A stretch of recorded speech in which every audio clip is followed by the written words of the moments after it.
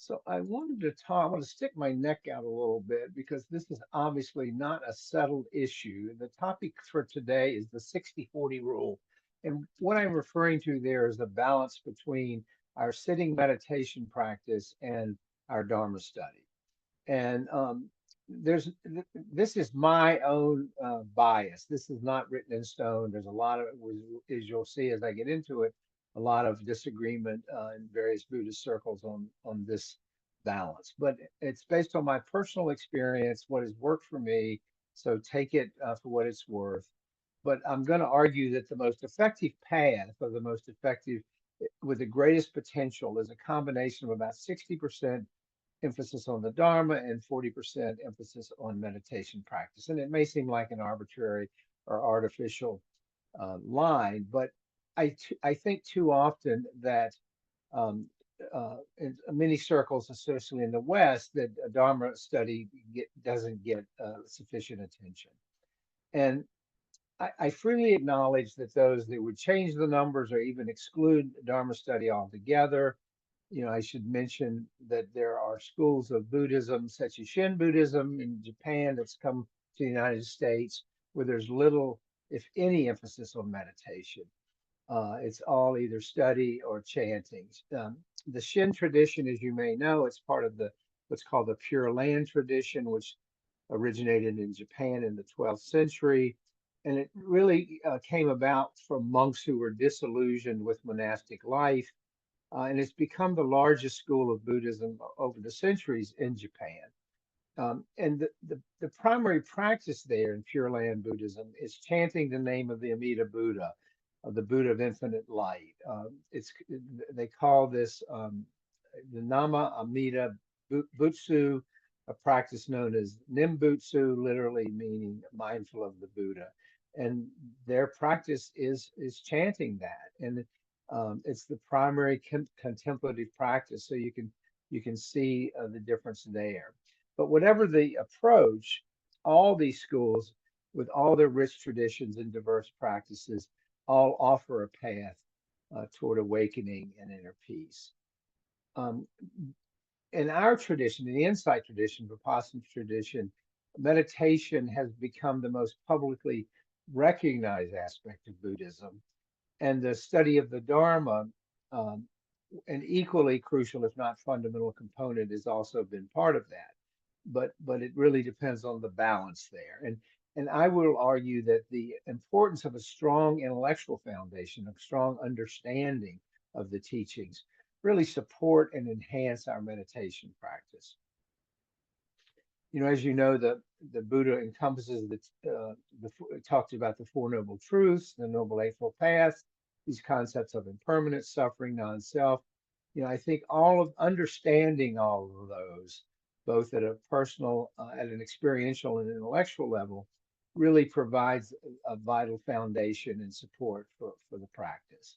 Because without that, I think our meditation can lack direction and depth, which has really been my experience. You'll recall that John Kabat-Zinn many years ago created mindfulness-based stress reduction, and he really pulled the Dharma out of it. It teaches meditation practice, a specific meditation practice, and while this is important, I think without a deeper dive into the Dharma, into the teachings of the Buddha, that approach lacked a larger context, and he never argued otherwise. Um, it's through this, speaking personally, it was through the study in the Dharma and really immersing myself in that over the years that I really began to gain insight into the nature of realities and the best way to approach my meditation practice. And I don't want to suggest in any way that meditation is not an important and powerful tool, but its effectiveness is significantly enhanced when we contextualize it within the broader teachings. And that's what we talk about here every week, the teachings to supplement it. Now, let me just say that we don't often talk specifically about meditation and meditation practice here. So if you have questions about that during the discussion, I realize I've been somewhat remiss in not opening it up to people's questions about their individual meditation practice. So we can certainly address those questions today, or you can certainly email me if you have questions about it. But anyway, back to the Dharma. So understanding the ethical precepts, the ethical foundation of our practice, the interconnectedness of all beings really influences, I think, and this has been my experience, the intentions that I set in my life, the attitudes that I bring to my sitting practice.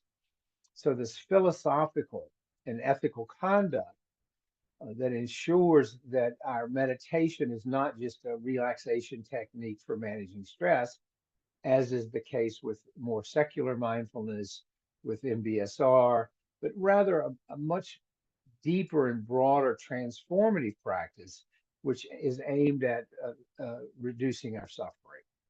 Um, Certainly, mindfulness practice alone can help with suffering and reduce stress, but not to the breadth and depth that I think it does when we bring the teachings in. Now, let me just say that many people that I've encountered over the years on this path came to it through MBSR. The number of people, especially locally, that initially took an MBSR class, say at UVA, through the Mindfulness Center, then got curious and interested in a deeper approach, and then found their way to a Sangha or a community or a teacher so they could go more into the teachings. But here's another concern that I have about meditation without a deeper exploration of the Dharma, and it is that there's always the risk of misinterpreting our meditative experience. You know, that our minds produce a wide range of phenomenon during meditation, and sometimes and often without the guidance of the Dharma, they can be misunderstood or misused or just create some confusion. So the Buddha's teachings here, the teachings of the Dharma, really give us a roadmap to navigate those experiences that we have during meditation correctly, to understand them correctly, to not go off on a path that's a dead end. And it ensures that we remain on the path um, is with a true understanding rather than getting sidetracked by fleeting sensations or perceptions or experiences that otherwise wouldn't make a lot of sense to us. That's why a sangha is important. It's why a teacher is important. It's why understanding the Dharma is important, because it really helps us understand as these new experiences unfold in our lives, you know, what to make of them. And this further helps us cultivate both wisdom and discernment. I'm going to do a whole thing on wisdom and discernment on Wednesday, and we're going to take a deeper dive into the practice of discernment. But those are critical again to this looking at our meditation practice through those lenses, because the qualities, especially of wisdom and discernment, are essential for recognizing the subtleties of our minds and the phenomena that we encounter in our meditation practice. You know, wisdom that we derive from our meditation and from the Dharma study helps us cut through the illusions in our lives, help us develop a deeper and more nuanced understanding of these experiences, which sustains our practice and deepens our practice.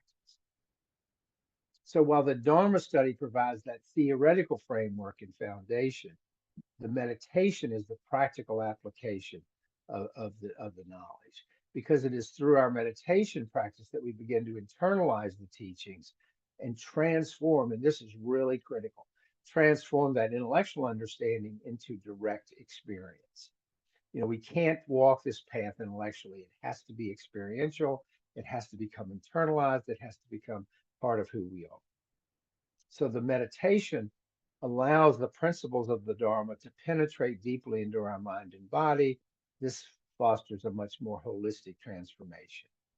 So meditation practices such as mindfulness, which is called sati in the Pali, and concentration, which is called samadhi, are essential for stabilizing the mind and deepening these insights that we get from the Dharma. I mean, you just really can't separate one from the other. And it was a little tongue in cheek when I used the percentages, but you know, it was just to sort of begin the discussion. And these practices and our meditation specifically with the foundation of the Dharma helps us cultivate a calm and focused mind and move ourselves along the path. But without extensive study, these meditative states lack the depth needed for true freedom, as I said a moment ago. A balanced approach that includes both meditation and Dharma study is not and does not become a purely intellectual exercise any more than meditation alone becomes purely a way of achieving relaxation and stress relief. This experiential insight we gain through meditation complements and enriches and deepens our theoretical knowledge. And this leads to a more integrated and embodied, and there's the operative word, embodied, understanding of the teaching. So this bias notion of this balance that I talked about in no way diminishes the importance of meditation, but emphasizes this robust foundation of Dharma study as crucial for effective practice. And this balance ensures that we're well equipped with the necessary knowledge to understand and navigate our spiritual journey while dedicating sufficient time to the experiential practices that really bring the teachings to life, really bring them into our day-to-day encounter with the world. So this approach, this combined approach, ensures that we have a comprehensive understanding of the Buddha's teachings intellectually, that we can then translate that intellectual understanding into an experiential understanding or experiential journey, which grounds and enhances our meditative practice, and then that loops back to the integration of the teachings. So by striking this balance, we cultivate a deep, well-rounded practice. It's like two sides of the coin, meditation and Dharma study. And they're really the same coin that leads to genuine insight.